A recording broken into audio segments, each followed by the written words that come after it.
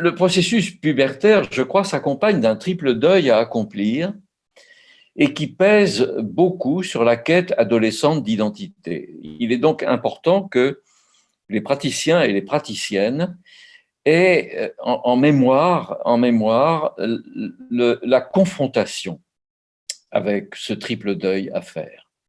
Il y a d'abord, et on n'insiste pas suffisamment là-dessus, je crois, il y a la perte du corps infantile. Ce corps qui était si confortable, dans sa stabilité, dans son devenir insensible.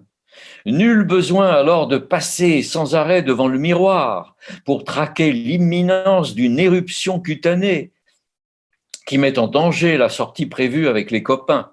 Non, non. D'autant que cette perte ouvre la voie, malheureusement, de la survenue d'un corps incontrôlable dont le devenir est inconnu.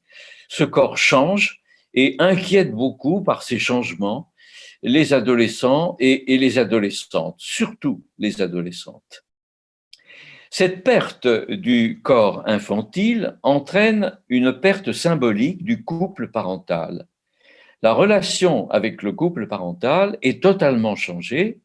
On sait que les parents ressentent cette perte symbolique. Quelquefois, ils la ressentent de manière un petit peu cruelle et reprochent à l'adolescent, par exemple, d'investir beaucoup plus les copains que la famille et de considérer la maison simplement comme un hôtel.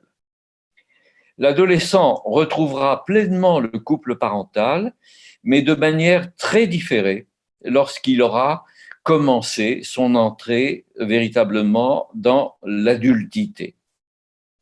Et c'est vrai que François Dolto définissait de manière un peu plaisante, mais je crois très profonde, l'entrée de l'adultité en disant, au fond, quand est-ce qu'on devient adulte? On devient adulte quand on a enfin pardonné à ses parents. On verra pourquoi.